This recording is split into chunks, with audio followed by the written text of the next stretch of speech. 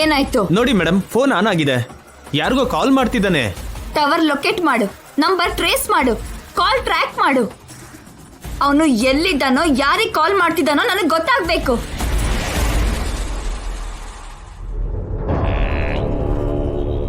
Madam, phone ring ಆಗ್ತಿದೆ. ಯಾರಿಗೋ ಕಾಲ್ ಮಾಡ್ತಿದ್ದಾನೆ.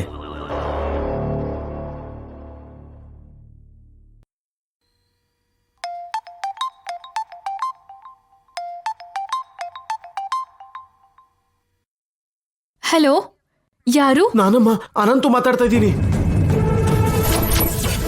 ಅಮ್ಮ ದಿವ್ಯಮ್ಮ, ನನ್ನ ನೀನೇ ಕಾಪಾಡ್ಬೇಕಮ್ಮ. ನಿಮ್ ಚಿಕ್ಕಮ್ಮ ಅವ್ರು ಹೇಳಿದಕ್ಕೆ ನನಗೆ ಬುದ್ಧಿ ಕೆಟ್ಟು ದಿನಕರ್ ಅವರನ್ನ ಸಾಯಿಸಿ ನಿಮಗ್ ದ್ರೋಹ ಮಾಡಿದೆ. ಇವಾಗ ನಿಮ್ ಚಿಕ್ಕಮ್ಮ ನನ್ನ ಸಾಯಿಸೋದಕ್ಕೆ ಪ್ರಯತ್ನ ಮಾಡ್ತಾ ಇದಾರೆ. ಅಮ್ಮ, ಹೆಂಡತಿ ಮಕ್ಕಳು ಇರೋನಮ್ಮ. ನಾನ್ ಸತ್ತೋದ್ರೆ ಅವ್ರು ಅನಾಥರಾಗಿ ಹೋಗ್ತಾರೆ. ನಡೆದಿದ್ದನ್ನೆಲ್ಲ ನಿಮ್ಗೆ ಹೇಳ್ಬಿಡ್ತೀನಿ. ಪೊಲೀಸರಿಗೆ ಸರೆಂಡರ್ ಆಗ್ತೀನಿ. ಕೋರ್ಟಲ್ಲಿ ನಿಜ ಒಪ್ಕೋತೀನಿ. ದಯವಿಟ್ಟು ನನ್ನ ಕಾಪಾಡಿ ಅಮ್ಮ. ನೀವೀಗ ಎಲ್ಲಿದ್ದೀರಾ? ಅದು ನನಗೆ ಗೊತ್ತಿರೋರ್ ಮನೇಲಿ ಒಂದು ರೂಮಲ್ಲಿ ಬಚ್ಚಿಟ್ಕೊಂಡಿದ್ದೀನಮ್ಮ. ಪ್ಲೀಸ್, ಭಯ ಆಗ್ತಿದ್ಯಮ್ಮ. ಅಮ್ಮ ಪ್ಲೀಸ್ ದಿವ್ಯಮ್ಮ, ಸ್ವಲ್ಪ ಬೇಗ ಬನ್ನಿ ಅಮ್ಮ. ಓಕೆ, ಭಯ ಪಡ್ದೇನೆ ಧೈರ್ಯವಾಗಿರಿ. ನಾನು 10 ಮಿನಿಟ್ಸ್ ಅಲ್ಲಿ ಅಲ್ಲಿಗೆ ಬಂದು ನಿಮ್ಮನ್ನ ಪಿಕ್ ಮಾಡ್ಕೋತೀನಿ.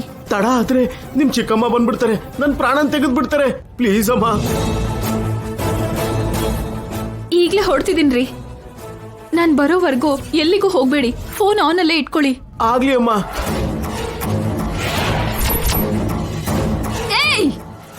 ಗುಡ್ ಮಾರ್ನಿಂಗ್ ದಿವ್ಯಮ್ಮ. ಕೇಶವ, ಅನಂತ್ ಕಾಲ್ ಮಾಡಿದ್ದ. ನಾವು ತಕ್ಷಣ ಹೋಗ್ಬೇಕು. ಅವನಿಗೆ ಚಿಕ್ಕಮ್ಮನಿಂದ ಥ್ರೆಟ್ ಇದೆ. ನಡೀರಿ ಅಮ್ಮ. ಹಾ ಮೇಡಮ್. ಆ ಅನಂತು ರೋಡ್ ನಂಬರ್ 12 ಅಲ್ಲಿ ವಿಜಿ ಲ್ಯಾಬ್ಸ್ ಹತ್ರ ಇದಾನಂತೆ. ತಕ್ಷಣ ಅಲ್ಲಿಗೆ ಹೋಗಿ ಅವನ ಅಲ್ಲೇ ಮುಗಿಸಿ ಶವ ಕೂಡ ಸಿಗ್ದ ಹಾಗೆ ಮಾಡಿ. Okay madam. ನೋಡಿ, ಅವನು ತಪ್ಪಿಸ್ಕೊಂಡ ಕೋರ್ಟಿಗೆ ಹೋಗಿ ಸಾಕ್ಷಿ ಹೇಳ್ತಾನೆ. ಅವನ್ನ ಸಾಯಿಸ್ಲಿಲ್ಲ ಅಂದ್ರೆ ನಾನು ನಿಮ್ಮನ್ ಸಾಯಿಸ್ತೀನಿ. ಅವನ್ನ ಸಾಯಿಸಿದ್ರೆ ನಿಮಗೆ ಎಷ್ಟು ಬೇಕೋ ಅಷ್ಟು ದುಡ್ಡು ಕೊಡ್ತೀನಿ. ಅವನು ಮಿಸ್ ಆಗ್ಬಾರ್ದು. ಹೊರಡಿ. Okay madam. ಏಯ್ ಅನಂತು, ನನ್ನ ಹತ್ರನೇ ಕೆಲ್ಸ ಮಾಡ್ತಾ ನನ್ನನ್ನೇ ಸಿಕ್ಕಾಕ್ಸ್ಬೇಕು ಅನ್ಕೋತಿದ್ಯಾ?